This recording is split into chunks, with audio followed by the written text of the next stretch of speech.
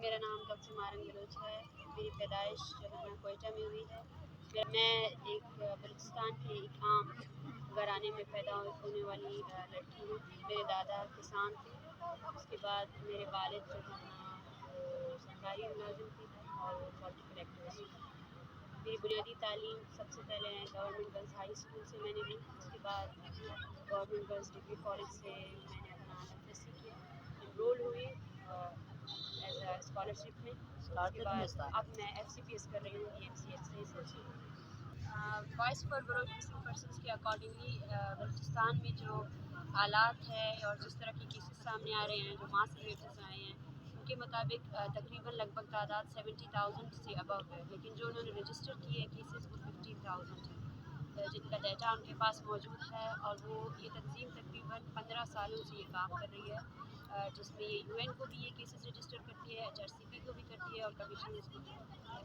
बुनियादी तौर पर मैंने ज़्यादातर काम जो है ना एज अ वॉल्टियर किया है। फिर स्टूडेंट एक्टिविज़म में मैं एक्टिव रही और UOB स्कैंडल और ऑनलाइन क्लासेस के ख़िलाफ़ तहरीक हो, या फिर बोलान रेस्टोरेशन मूवमेंट हो जो हमारे कॉलेज में चली थी। तो उसके बाद अब मैं बलूच ऑब्जेक्टिव कमेटी के प्लेटफॉर्म से तकरीबन 4 साल से काम कर रही हूँ। पहला डिमांड तो ये है, जिस तरह बलूचिस्तान एक नो गो एरिया है जहाँ मीडिया पर पाबंदी है, जहाँ सियासी एक्टिविज़म पर पाबंदी है, तो हम बलूचिस्तान भर का डिमांड लेकर आए हैं कि बलूचिस्तान के ऊपर एक फैक्ट फाइंडिंग कमेटी जो है ना UN की बनाई जाए, वर्किंग ग्रुप की, जो आखिर बलूचिस्तान में होने वाले इंसानी हकूक़ के पामालियों को रोक सके। और दूसरा यही है कि UN इसी कमेटी के सामने जो है ना पाकिस्तान ये अश्योरिटी दे के वो एक्स्ट्रा जुडिशल किलिंग्स और इन्फोर्स्ड डिसअपीयरेंस को ख़त्म करेगा। क्योंकि यहाँ से संजीदगी का मुजाहरा देखिए कि 35वां दिन है हमारी तहरीक का और अभी भी बलूचिस्तान में 2 दर्जन के करीब जो है ना अफराद को गिरफ्तार किया गया है। और साथ साथ एक चीज़ होती है कि जब कुछ लोग ये लोग रिहा कर देते हैं, लेकिन वो जो अमल है वो बदस्तूर जारी है।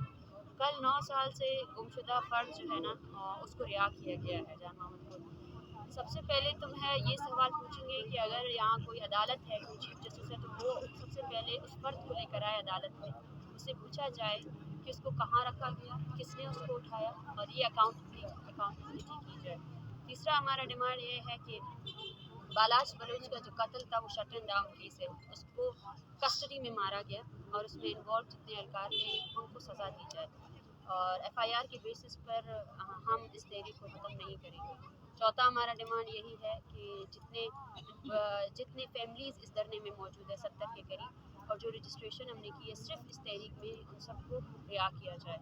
और चौथा हमारा डिमांड ये है कि जो एक्स्ट्रा जुडिशली लोगों को मारा गया है उसको interior ministry through press conference ये एक्सेप्ट करे कि ये लोग कस्टडी में थे और इन्फोर्समेंट डिसअपीयर्ड लोग थे जिनको इन्होंने ड्यूरिंग कस्टडी जो है ना एक्स्ट्रा जुडिशली किया।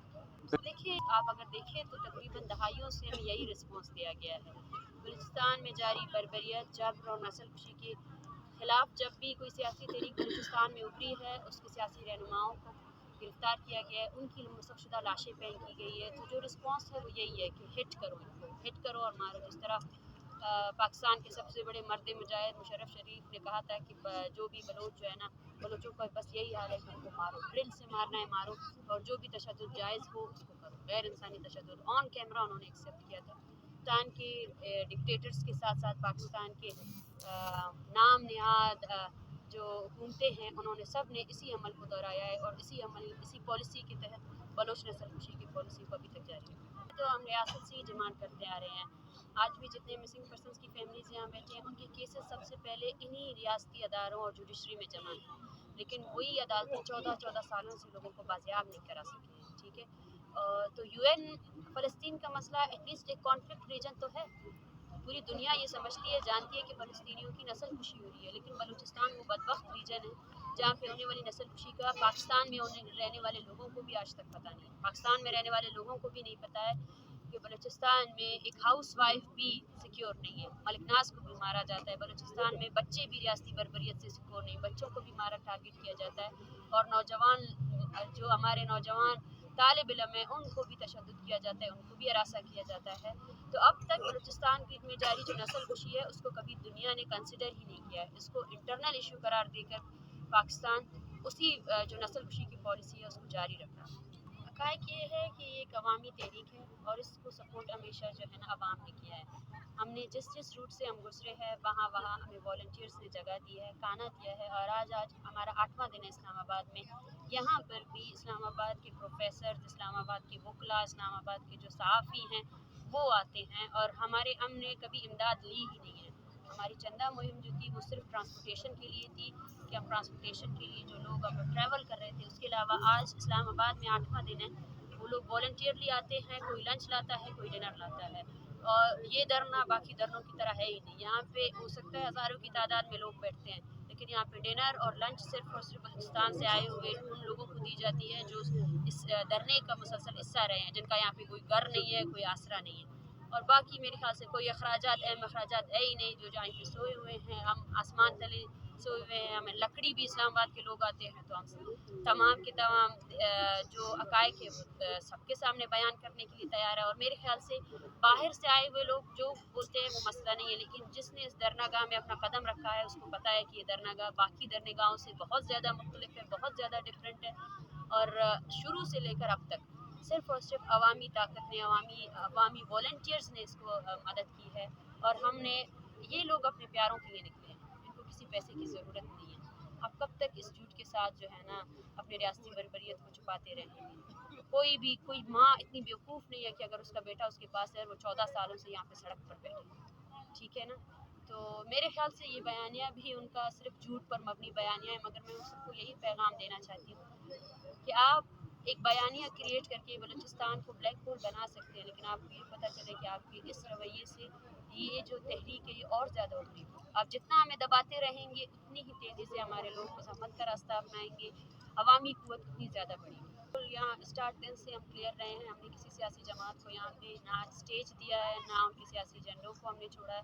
हाँ, ये एक इंसानी मसला है और इस पर हमने किसी को रोका नहीं है। कोई भी आकर इस दरगाह में बैठ सकता है, राइट हो, लेफ़्ट हो, जो भी हो। लेकिन हम बारहा हमारा वो क्लियर रहा है कि इस धरने का स्टेज सिर्फ लापता अफराद के लवाकिन को मिलेगा और इसके अलावा हम किसी को भी, और इसका सरोकार इलेक्शन से है ही नहीं। इलेक्शन हो, सर्दी हो, गर्मी हो, हमारी नस्ल खुशी तो हर दिन जारी है, हमारे लोग तो हर दिन उठाए जा रहे हैं।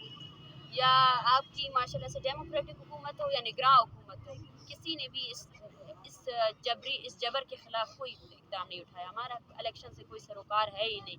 जब हमारी नस्ल खुशी आप हर सीज़न में करते हो, इलेक्शन होने से और ना होने से उसका कोई सरोकार नहीं। Voice for Baloch missing person basically missing persons की डाटा कलेक्शन और इनकी तहरीक का हिस्सा है। और बलोच यकजहती कमेटी एक मूवमेंट की शक्ल में आई है जो बलूचिस्तान में होने वाली जितनी जद्दोजहद है उसको लीड को मोबिलाइज़ करना चाहते थे।